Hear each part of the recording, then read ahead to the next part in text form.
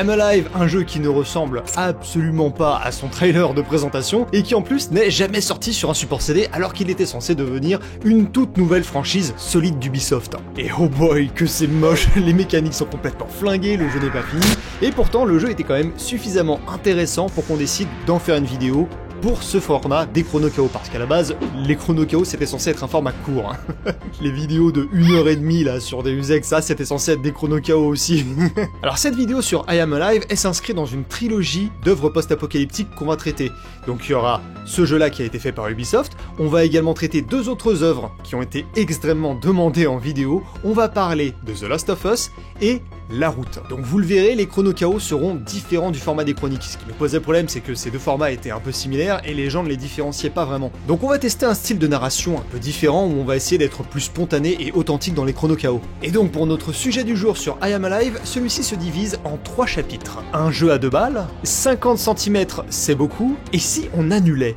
Un jeu à 2 balles parce que c'est littéralement le prix du jeu aujourd'hui, mais surtout c'est le nombre de balles que vous aurez dans votre chargeur pendant tout le jeu. Et c'est pas parce que vous avez un canoncier ou quoi, hein, vous avez un pistolet semi-automatique, mais c'est tellement compliqué de trouver des balles dans ce jeu, c'est une galère. Dans I Am Alive, on incarne un homme à la recherche de sa femme et de sa fille dans un monde post-apocalyptique qui a été ravagé par des pluies de cendres et des tremblements de terre. Et si j'en crois les textures du jeu, celle-ci aurait dû avoir lieu en 2006. Donc dans l'histoire, notre personnage revient dans son ancienne maison familiale pour essayer de retrouver sa femme et sa fille. Le problème c'est qu'une fois sur place, il se rend compte qu'elles sont déjà parties, elles ont laissé un mot pour dire qu'elles se sont en allées, et lui doit désormais se mettre à leur recherche. Une fois qu'il sort, il rencontre donc cette gamine qui s'appelle May, et qu'il va devoir amener un homme qui s'appelle Henry pour la mettre en sécurité. On explore surtout des environnements urbains, comme la ville, le métro, des anciens parkings, des anciens hôtels, généralement des lieux abandonnés, mais toujours dans cette ville. Est-ce que le jeu a été inspiré par le film La Route ? Oui, mais que une fois qu'il est passé chez Ubisoft Shanghai, et on va en parler un peu plus dans la section des galères. Et alors là, si vous êtes fan de The Last of Us, vous remarquerez qu'il y a quand même pas mal de points communs au niveau du récit, au niveau du gameplay, au niveau de la nature du jeu, de l'environnement, et d'ailleurs I Am Alive ressemble plus à une version alpha un peu pétée de The Last of Us. Et comme dans la célèbre franchise, notre héros passe une partie de son temps avec une gamine qui lui rappelle sa propre fille. Bon, on passe pas l'intégralité du jeu avec, mais suffisamment pour qu'il se passe quelques trucs drôles. Do you want to go down there? Yes, we have to. Don't worry. Et comme c'était la mode dans les années 2010, ce jeu, il a également un filtre qui désature complètement les couleurs du jeu, donc forcément ça rappelle pas mal des films comme Le Livre d'Eli, mais ça rend parfois les items un peu compliqués à percevoir. Heureusement, ils ont ajouté une espèce de petit halo, une espèce de petit faisceau de lumière au-dessus des objets pour qu'on puisse les voir, sinon ce serait complètement imbitable. Donc l'ensemble du jeu est assez monochrome, on est dans une espèce de noir et blanc un tout petit peu texturé, avec parfois des effets de parasites, comme si on était sur une vieille caméra numérique, et on peut exceptionnellement retrouver de la couleur dans les lieux sécurisés, comme par exemple lorsqu'on retrouve Henry et qu'on lui a ramené May. Dans I Am Alive, quand ils sont en intérieur, ça me fait penser aussi au Livre d'Eli, parce que c'est exactement pareil. C'est-à-dire que dans les intérieurs, c'est là où on a le plus de lumière, et ça me fait notamment penser à cette scène où Ellie se retrouve avec Solara dans une espèce de pièce, avec cette lumière un peu chaude là, chaleureuse. En tout cas, c'est le même genre de teintes en plus qui sont utilisées. Au cours du jeu, on peut retrouver des items qui sont des caméras. Celles-ci nous permettent de revenir au point de contrôle précédent pour recommencer une action, ou alors, si jamais on meurt, ça nous permet de revenir à ce point-là. Parce que dans le jeu, si jamais vous mourrez et que vous n'avez pas de caméra, vous recommencez au tout début du niveau. Et ça peut être très compliqué. Alors le système est cool, c'est assez motivant, mais le truc c'est que si tu quittes le niveau en plein milieu, genre tu quittes le jeu, tu dois tout recommencer quand même, donc tu reviens au tout début du niveau, quoi que t'aies fait en fait. Donc ne quittez pas le jeu en milieu de niveau. Globalement, le jeu se divise en 3 phases distinctes. Exploration, parcours et affrontement. Pour le parcours, il faut escalader des morceaux de la ville qui ont été endommagés pour passer au niveau suivant, et pour les affrontements, c'est là que le jeu devient très intéressant, parce que chaque affrontement demande à être extrêmement stratégique. Les ennemis vont nous encercler, et au bout d'un moment, ils vont nous affronter. Donc c'est à nous de préparer un plan pour savoir dans quel ordre est-ce qu'on les tue, parce que vous n'aurez pas d'autre choix que de les tuer. Vous pouvez les attaquer avec une machette, mais les autres vont vous fondre dessus, et c'est à ce moment-là que le pistolet devient intéressant.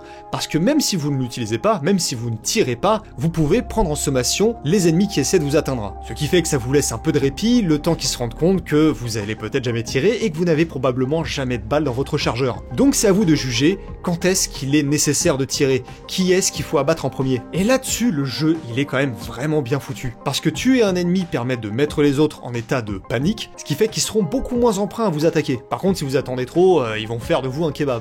Mais en plus, vous faites face parfois à des ennemis qui ont également des pistolets. Et sauf que eux, généralement, ils ont des munitions.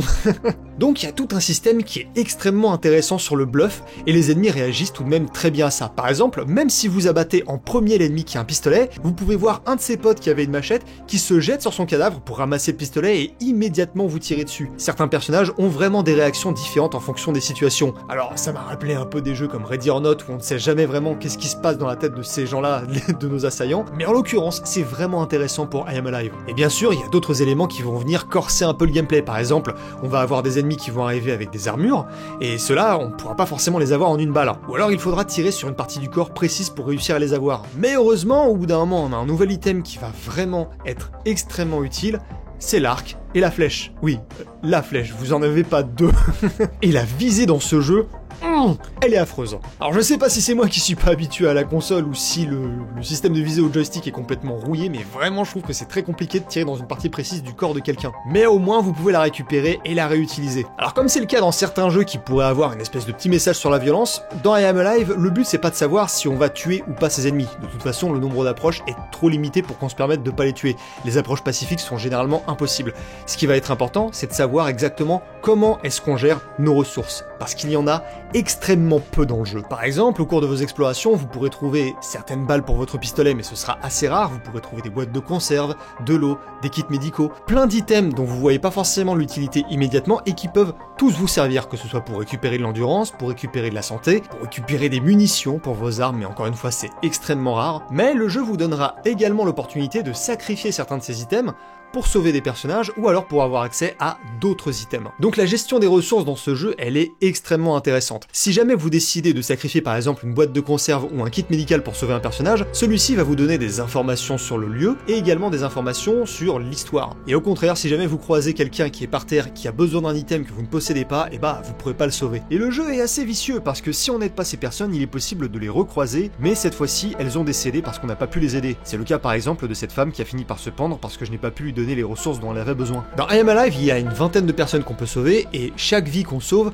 permet d'améliorer le score final du jeu. Et au départ, je trouvais ça super intéressant, mais vous verrez que c'est finalement pas très utile. Pour ce qui est du score final, ça m'a un peu bloqué en termes d'immersion parce que je trouve que tout est fait pour nous mettre dans cet univers, alors qu'au fond, finalement, on se retrouve avec un score qui est la seule motivation qu'on a à la fin. Finalement, c'est très très artificiel. Alors oui, il faut que je le fasse, parce que c'est ce qui nous donne envie de faire au mieux, mais en même temps, globalement, on se dit, si c'est pour ça que je le fais, honnêtement, j'ai un peu du mal à me mettre dans l'histoire. Il faut savoir, c'est que tout le niveau de difficulté de I Am Alive est basé sur le nombre de caméras qu'on possède et le nombre de fois où on peut revenir au checkpoint précédent. Et c'est quelque chose que je considère comme un défaut parce que tout le niveau de difficulté est basé là-dessus. Il n'y a pas dans le jeu une option pour avoir comme par exemple des ennemis qui nous font plus ou moins de dégâts ou alors où on a plus ou moins d'endurance. Ça, ce sont des données qui ne changent absolument pas dans le jeu. On n'a pas forcément plus ou moins de ressources, c'est juste qu'on a plus ou moins de chances de réapparaître au dernier checkpoint. Donc ça rend pas forcément le jeu plus difficile, ça le rend simplement plus punitif. Et alors, on n'en a pas trop parlé jusqu'à maintenant, mais bordel, ce jeu est moche. C'est vraiment pas beau pour un jeu de 2012. Et encore, là, vous êtes chanceux parce que vous regardez la version PC. Les gens qui jouaient sur Xbox et PlayStation, ils étaient pas gâtés à l'époque. Alors, effectivement, aujourd'hui, c'est très moche. Mais déjà, il faut s'imaginer que sur Xbox, c'était encore plus moche. Mais en fait, le truc, c'est qu'à l'époque, ça avait été fait pour le Xbox Live Arcade. Le Xbox Live Arcade avait une limite qui était vraiment ridicule. En termes de stockage, on devait être à maximum 2 Go. Alors, faut imaginer qu'au tout début du Xbox Live Arcade, la limite de stockage que pouvait se permettre un jeu du Xbox Live Arcade, c'était 50 MO, voilà. 50 MO. Donc là, cet enregistrement que je fais, juste le son par exemple, fait déjà plus.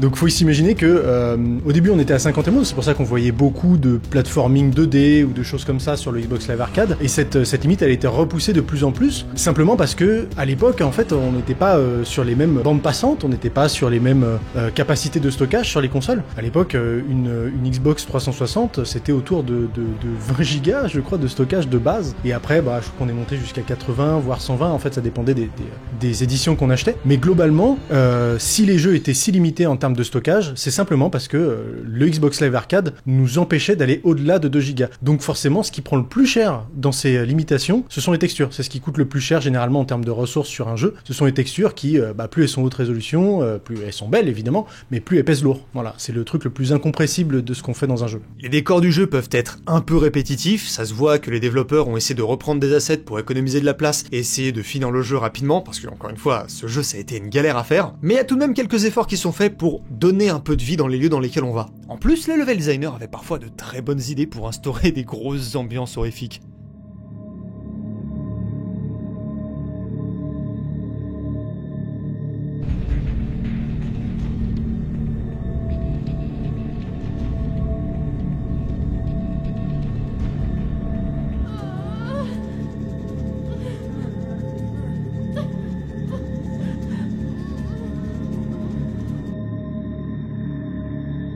Il y a pas mal de petites références intéressantes au post-apo, comme par exemple lorsqu'on est dans le centre commercial, on retrouve plein de mannequins qui sont disposés dans les étages. Et ça nous rappelle énormément les œuvres comme Je suis une légende. Dans des lieux qui étaient autrefois peuplés, désormais on met des mannequins pour représenter les personnes. Et puis il y a ces espèces de silhouettes fantomatiques qui traînent dans des endroits où il y avait du monde. Franchement, je trouve ça très intéressant. Par contre, un truc que j'excuse un peu moins, c'est la notion des proportions dans ce jeu.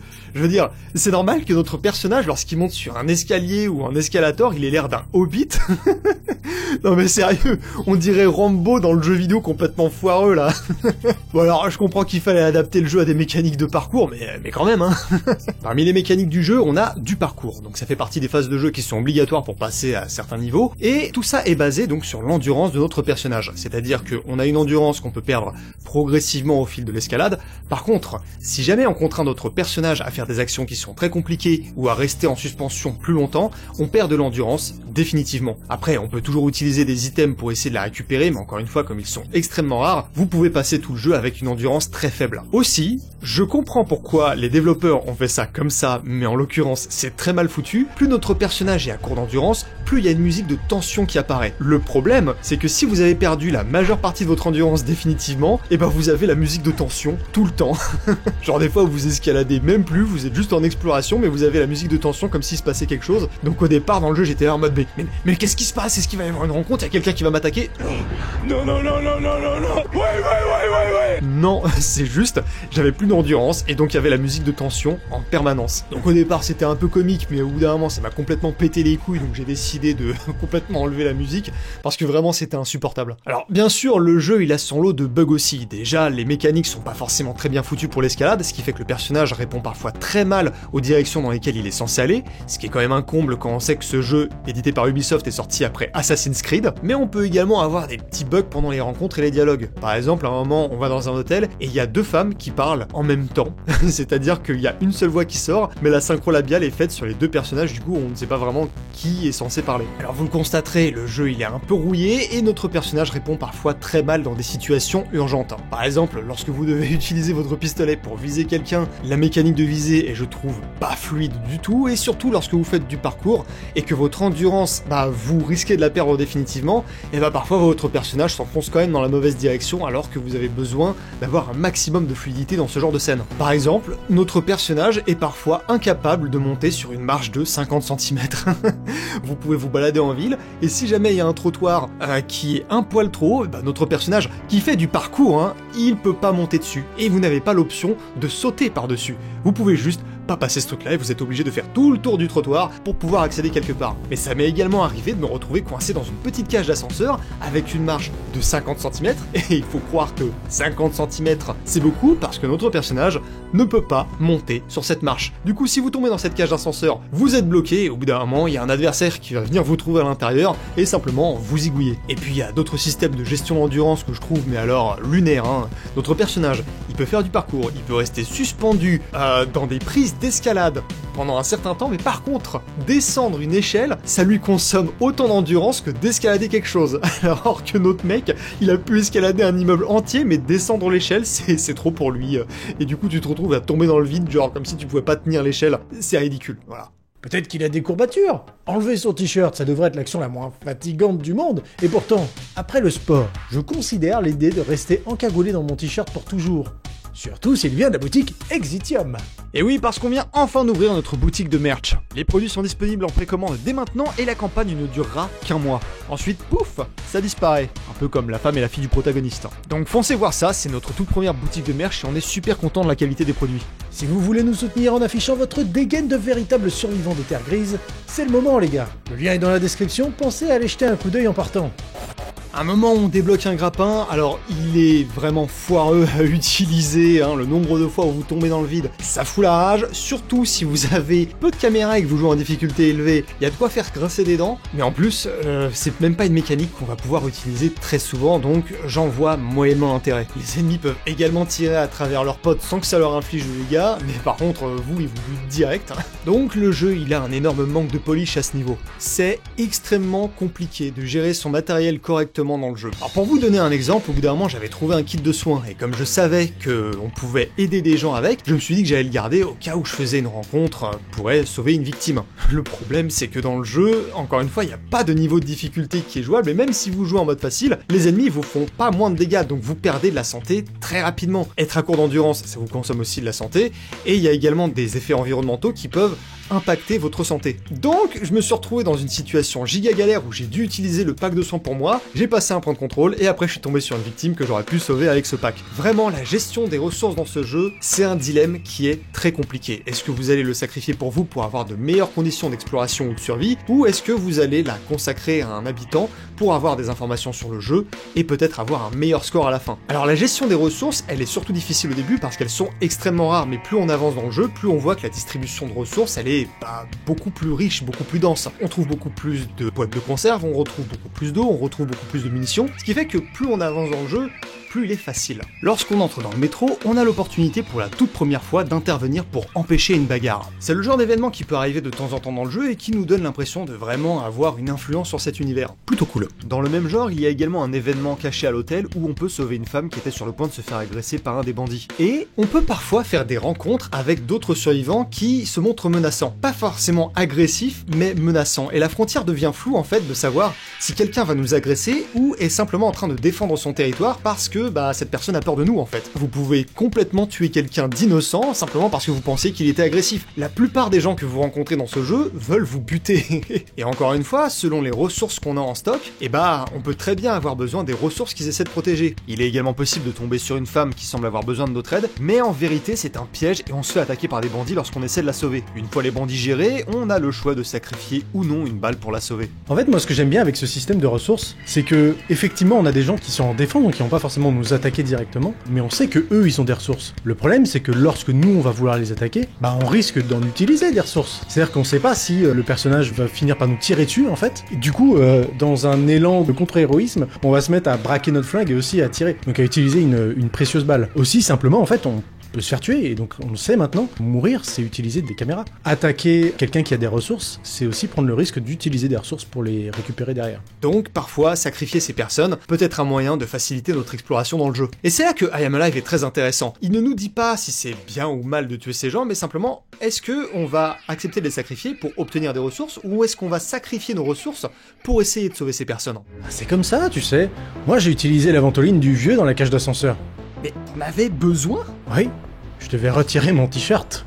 Et j'avais plus d'endurance. Par exemple, il est possible de sacrifier une balle pour sauver des victimes qui avaient été capturées par des cannibales et qui allaient se faire bouffer. Et encore une fois, dans un jeu où on a que 2 balles, sacrifier une seule d'entre elles, c'est aussi se mettre en danger pour les prochaines rencontres. Donc, vous pouvez sacrifier des ressources pour sauver des gens, ce qui encore une fois améliorera votre score final. Mais vous pouvez également sacrifier une de ces balles pour obtenir des ressources différentes qui sont cachées dans une pièce. Mais personnellement, les balles sont tellement rares, surtout au début du jeu, que j'ai préféré les garder pour moi au cas où je faisais des rencontres qui se passaient mal. On avait dit un peu plus tôt que la difficulté du jeu était déterminée par le nombre de caméras disponibles. Si vous jouez en facile, par exemple, vous n'avez absolument pas besoin de trouver ces caméras puisque vous pouvez toujours reprendre au point de contrôle précédent. Si vous jouez en normal, vous avez un nombre de caméras qui est limité, et si vous jouez en difficile, alors là, vous avez tellement peu de caméras que vous êtes quasiment sûr de recommencer le jeu au tout début du niveau à chaque fois. Donc si vous n'êtes pas des joueurs patients comme moi, ça peut vite vous faire chier aussi, parce que les ennemis sont souvent très agressifs et ça peut vite dégénérer si jamais votre stratégie ne marche pas ou que vous rencontrez un bug qui fait tout capoter. Donc si jamais vous décidez de finir le jeu en mode survivant, sachez que le jeu n'est pas plus difficile en soi. Votre endurance ne part pas plus vite, vous ne prenez pas forcément plus de dégâts de la part des ennemis, ils sont pas forcément plus malins, c'est simplement que vous allez devoir recommencer depuis le début du niveau plus souvent. Pas plus difficile, juste plus punitif. Au niveau des rencontres, le jeu s'arrange pour faire des événements qui sont à chaque fois différents. Par exemple, à plusieurs reprises, on peut passer à côté d'une espèce de mutant, là, il se déplace comme une espèce de Gollum. Je sens que je vais pas l'aimer celui-là. Personne ne t'aime. Il est juste ultra flippant et je me suis dit, je vais aller le voir parce que ça se trouve on peut l'affronter, peut-être qu'il cache des ressources. Et ça n'a pas manqué, mais pas de la façon dont je le pensais. Alors du coup je suis allé le voir, il est allé se cacher dans une tente, et il s'avère qu'en fait je pouvais lui parler, le gars est monstrueux, mais en fait lui-même se cache des gens. Et on a la possibilité de lui donner des ressources. Alors au départ, il fait preuve que de gratitude, il nous remercie, et on a la possibilité de lui en donner plus parce qu'il réclame des ressources qui sont à chaque fois de plus en plus rares. Puis au bout d'un moment, il commence à demander des choses qui sont quasiment impossibles à trouver. Tu veux pas que je te trouve l'anneau sacré de Sauron non plus? Je sais que je ressemble à un hobbit, mais faut pas déconner. Et si vous lui donnez des ressources, que vous continuez à lui donner les ressources qu'il demande, au bout d'un moment, cette espèce de mutant, il vous récompense avec un fusil à pompe, un putain de fusil à pompe chargé avec 5 cartouches. Et alors là, les mecs, quand vous faites tout le jeu avec votre pauvre 9 mm qui a 2 balles dans le chargeur et qui a un mec qui vous donne un putain de pompe, ça va chauffer, ça va chier grave, hein. Vous avez l'impression d'être le Doomslayer en train de répandre l'enfer sur Terre.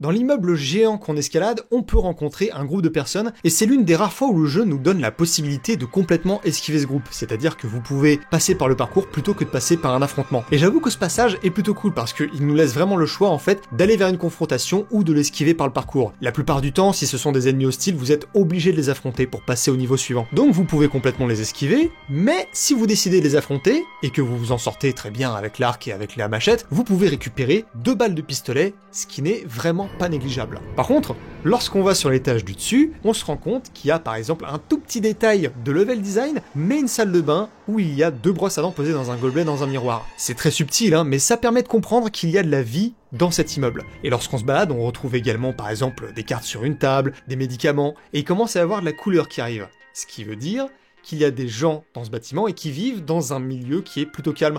Et on se rend compte qu'il y a effectivement des personnes qui faisaient de l'agriculture, qui étaient en train d'essayer de soigner des gens, et qu'en plus, l'une des agricultrices est la fille des gens qu'on a potentiellement tués en bas. D'ailleurs, elle proposait également de vous donner quelques tomates, et si vous en prenez plus que ce qu'elle vous proposait, et bah, elle va également bouder. Petite réaction en fonction de comment vous vous servez et comment vous gérez vos ressources. I said just why would you do that? We were so generous. I'm gonna go get the others.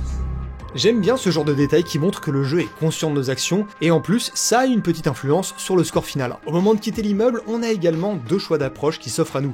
On peut ou descendre le bâtiment par l'intérieur, ce qui implique d'utiliser des jerrycans d'essence pour utiliser des ascenseurs, et éventuellement avoir une confrontation avec le père de l'agricultrice. J'aime pas trop les voleurs et les fils de pute. Ou alors, on peut faire tout le parcours à l'extérieur si on a assez d'endurance, et s'arranger pour quitter le bâtiment uniquement en passant par l'extérieur. Ce qui est un peu plus rapide, mais ce qui demande un peu plus de dextérité. En tant que fan d'Immersive Sim, je trouve ces approches multiples très intéressantes. Le souci, c'est qu'on les retrouve surtout dans ce niveau, mais pas beaucoup dans le reste du jeu. La plupart du temps, lorsqu'il y a des confrontations, on est obligé de se les taper. On n'a pas forcément le choix de passer par le parcours pour les éviter. Ça aurait pu être une mécanique intéressante, mais hélas, elle est pas constante dans le jeu. Donc là, on arrive à la fin du jeu et on a une mission de sauvetage qui implique de tuer plein de gens sur le passage. Donc là, on se dit, vas-y, allez, on va partir dans le guns blazing, on va buter plein de gens, on va utiliser notre arc et nos flèches au maximum de leur capacité, on va utiliser toutes nos munitions, et ça va être un énorme final. Et pas du tout. Le passage où on affronte des gens est extrêmement court, pas spécialement difficile, très généreux en munitions pour le coup, mais dès que ce passage est fini, et petit parcours pour rejoindre le bateau, et c'est la fin du jeu. Voilà, c'est comme ça que se termine le jeu. Il n'y a pas de grand final, pas de grand affrontement, et au final, Henry qu'on était censé aller sauver, on ne l'a même pas retrouvé, on est juste parti au bateau sans lui. Donc la gamine a été de nouveau sauvée, certes, elle part avec sa mère en bateau pendant que notre personnage se relance à la recherche de sa famille, mais le jeu se termine sur ça. On a une cinématique de fin où on voit la fille du héros en train de pleurer sa mort avec son matériel qui est derrière, donc notre héros est mort sans qu'on sache comment, et en plus, on n'a toujours pas retrouvé Henry qui était un personnage qu'on devait sauver. Vraiment, ce jeu n'est pas fini.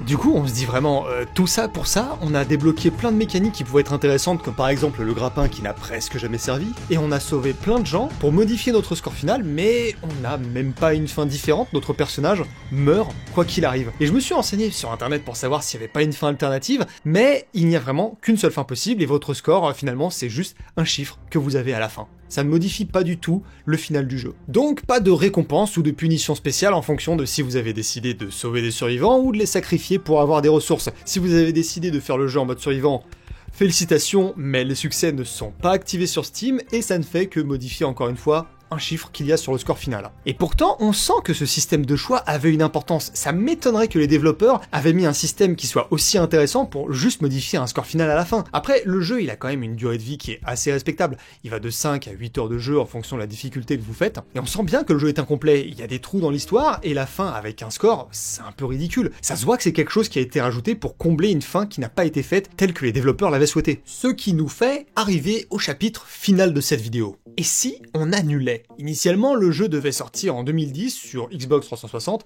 PlayStation 3, Wii et PC. Et finalement, il n'est sorti qu'en 2012 sur le PlayStation Network et le Xbox Live Arcade, et il faut attendre 6 mois supplémentaires pour qu'il sorte sur PC, mais bon, on va les excuser parce qu'il est sorti avec un mode facile et avec des textures qui sont un peu mieux que sur console, même si ça reste toujours dégueulasse. Le jeu est complètement différent des trailers qui étaient sortis à l'E3. La rumeur laissait penser que c'était la ravissante Jade Raymond qui travaillait sur ce prochain jeu. Elle était productrice sur les jeux Assassin's Creed et travaillait apparemment sur I Am Alive. C'était censé être un FPS qui se passait à Chicago. Sauf que la rumeur était complètement fausse. En fait, le jeu était développé par le studio qui s'appelle Darkworks, qui travaille sur le jeu depuis 2005. En revanche, il semblerait que la version de Darkworks était bien partie pour être un FPS. C'est à partir du moment où c'est passé chez Ubisoft Shanghai qu'on est passé sur de la troisième personne comme on l'a aujourd'hui. Mais à la base, le jeu était bien censé être un FPS. Le jeu avait été annoncé en 2008 pour une sortie en 2010, sauf qu'apparemment, le projet n'avançait absolument pas. Du moins, pas comme Ubisoft le souhaitait et le jeu n'atteignait pas les standards qu'il exigeait. Le jeu a donc été confié à Ubisoft Shanghai et était complètement refait sur le moteur Unreal Engine 2. Le même moteur utilisé que pour le jeu Splinter Cell Conviction. Et quand on voit la qualité de Splinter Cell sorti en 2010, franchement, je comprends pas pourquoi I Am Alive a cette gueule en 2012. Alors, vous commencez à nous connaître, on se fout souvent de la gueule d'Ubisoft sur Exitium.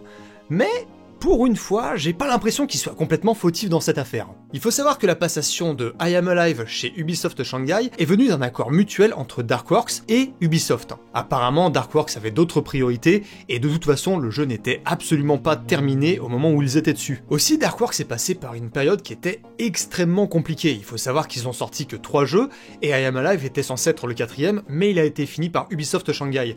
Ils ont essuyé en tout 10 jeux annulés dont la plupart avaient été faits entre leurs précédents jeux Ghost Recon Advance Warfighter et I Am Alive qu'ils devaient sortir. Et pourtant j'ai des bons souvenirs de Ghost Recon Advance Warfighter, je trouvais que c'était un jeu qui était vraiment cool. Mais malheureusement c'est le dernier jeu réellement produit par Darkworks. Au fil de ces années, Darkworks a essayé de travailler sur 4 ou 5 jeux différents, mais malheureusement aucun d'eux n'a abouti et ça a inévitablement terminé par une liquidation judiciaire en 2011. Pour un petit studio, ça peut sembler beaucoup, mais en vérité, les projets annulés, c'est super commun. C'est pas forcément inquiétant, mais ça fait partie du processus de développement. C'est pas forcément la cause de la fermeture du studio. Le truc qu'on peut éventuellement leur imputer avec ces annulations, c'est d'avoir investi beaucoup dans le marketing de jeu avant même d'entrer dans une phase de développement solide. Mais là encore, c'était loin d'être les seuls à le faire. Par contre, enchaîner annulation sur annulation, sans avoir quoi que ce soit de prêt à sortir, ça peut que résulter sur une perte sèche. Faut imaginer que le développement, c'est normal d'avoir, encore une fois, des annulations. Le truc, c'est qu'à terme, si on fait ces annulations, c'est parce qu'on ne croit pas en le projet. Mais derrière, ça peut donner des idées, ça peut donner des assets, des choses qu'on peut réutiliser pour, derrière, créer un jeu qui va sortir. Mais si derrière, on enchaîne, et il n'y a rien d'utilisable qui sort, là, on se retrouve dans la situation de Darkworks. Après, malgré toutes les difficultés, Darkworks a quand même honoré ses obligations en travaillant avec Ubisoft Shanghai, qui étaient déjà des gens avec qui ils avaient collaboré par le passé, pour faire en sorte de terminer I Am Alive. C'est donc pour ça qu'ils n'ont pas perdu le crédit sur la création du jeu. Sauf que lorsque le jeu est passé chez Ubisoft Shanghai, en fait, la date d'annonce n'avait pas bougé. Ce qui fait que nos petits copains de Shanghai, ils avaient 8 à 10 mois pour faire un jeu de 0 sur un nouveau moteur. Ce qui est strictement impossible. Impossible ? Sauf si on est Obsidian sur New Vegas. Par contre, on ne cautionne pas le crunch. Faut imaginer qu'ils avaient déjà un moteur qui était utilisable, quoi qu'on en dise, hein, du moteur de Fallout évidemment, mais ça leur a forcément facilité un peu la tâche. Donc la date de sortie a été repoussée en 2011, et Ubisoft, qui a constaté que le jeu était dans un état ridicule, en même temps au vu des délais qu'ils avaient, je peux bien croire que le résultat était pas forcément à la hauteur, et Ubisoft s'est demandé s'ils allaient pas tout simplement annuler le jeu en fait. Alors après, il faut savoir que 2011 c'était globalement une année très dure pour le jeu vidéo. Ubisoft avait à ce moment-là essuyé plein d'annulations, et plein d'autres studios avaient fermé, comme c'était le cas de Darkworks. Donc nos copains de chez Shanghai, ils commencent à stresser parce qu'ils se disent que le jeu sur lequel ils ont travaillé cette dernière année ne va probablement pas sortir. La direction a donc négocié à Ubisoft pour savoir s'il était possible de sortir une version du jeu qui sortirait exclusivement sur PlayStation Network et le Xbox Live Arcade. Ubisoft accepte, mais il leur demande quand même de mettre le jeu au niveau de leur standard d'exigence. Et c'est une excellente idée, parce que le jeu, lorsqu'il sortira sur ces plateformes, deviendra l'un des jeux les plus vendus du PlayStation Network et Xbox Game Live Arcade. Il fera partie du top 10 des jeux les plus vendus de l'année 2013, ce qui est excellent pour le jeu. Alors, Stanislas Metra fait une gigabourde en disant que le jeu ne sortira pas sur PC, parce que même si ça demande pas trop d'efforts, que ce serait l'histoire de 3 jours de travail, ça les intéresse pas de le sortir sur cette plateforme à cause des nombreux piratages. Alors forcément, la communauté PC, elle est ultra vénère que Stanislas tienne ses propos alors que le jeu était prévu pour PC, mais en plus, le mec revient avec un magnifique retournement de veste où il explique que en fait, ce qu'il voulait dire, c'est qu'il allait sortir plus tard sur PC, mais qu'en fait c'était un peu plus compliqué que ce qu'il pensait, qu'il a pas vraiment la main dessus, qu'on l'a pas compris parce que c'était la barrière du langage. Bon, va falloir arrêter de se foutre de la gueule du monde. Oh d'ailleurs, sur ce gars, c'est incroyable parce qu'il se cache vraiment derrière la barrière de la langue. Qu'est-ce que c'est que ça? Pour se justifier, quoi. Ouais, la barrière de la langue, hein. Ça doit être ça. Finalement, le jeu ne se passe plus dans la ville de Chicago, mais dans la ville fictive de Haventown, et ce n'est plus du tout un FPS, mais un jeu à la 3ème personne. Puis au niveau de la colorimétrie, on n'est plus du tout dans ce qui avait été montré sur le trailer qui avait des couleurs. On voit que le filtre noir et blanc avait été rajouté à la dernière minute. Par contre, ce qui est vraiment dommage avec le jeu à l'époque de Darkworks, c'est qu'Ubisoft prévoyait vraiment d'en faire une très grosse licence, à la même manière que Assassin's Creed, c'est-à-dire que ça aurait été une des grosses licences d'Ubisoft qui aurait permis de faire une franchise avec plusieurs jeux I Am Alive dans un univers post-apo. Et ça, c'est vraiment dommage. Donc, même si I Am Alive a eu des conditions de sortie qui étaient médiocres, il fait partie des miraculés du jeu vidéo qui ont tout de même réussi à voir le jour. Bon, ça c'est ma théorie, mais je pense que quand le jeu a changé de studio et que entre temps il y avait le livre d'Eli et La Route qui était sorti, c'est peut-être ces films qui ont donné l'idée d'ajouter ce filtre noir et blanc pour avoir cette même esthétique post-apo. Mais bon, je m'avancerai pas trop là-dessus, je sais pas à quel moment cette décision a été prise, mais en tout cas ça me permet de faire la transition pour vous parler donc des prochains sujets qui vont sortir, qui seront donc The Last of Us et La Route que vous avez beaucoup demandé en commentaire. Merci d'être resté jusqu'au bout. Si vous regardez cette vidéo le soir de sa sortie, sachez qu'on est en stream pour continuer de parler de I Am Alive et parce qu'on a des choses à vous montrer. Comme on le disait plus tôt, aujourd'hui on ouvre notre boutique de merchandising où on vend des magnifiques tasses, des hoodies et des t-shirts Exitium. Franchement, une belle petite tasse comme ça pour partir en GN ou en camping, est-ce que c'est pas un vrai outil de survivant? Ce sont des produits de bonne provenance et c'est un moyen de soutenir notre travail. Par contre, la campagne ne dure qu'un mois, et une fois que c'est fini, il n'y en aura plus. Donc, vous pourrez bien flex votre Immortan édition, c'est pas la bonne... Si, c'est la bonne épaule? Si, c'est la bonne épaule. qui se vendra 10 000 caps après l'apocalypse. Rendez-vous dans la description pour voir le lien de la boutique et le lien du stream. Salutations, chers survivants. Fin de transmission. Fin de transmission.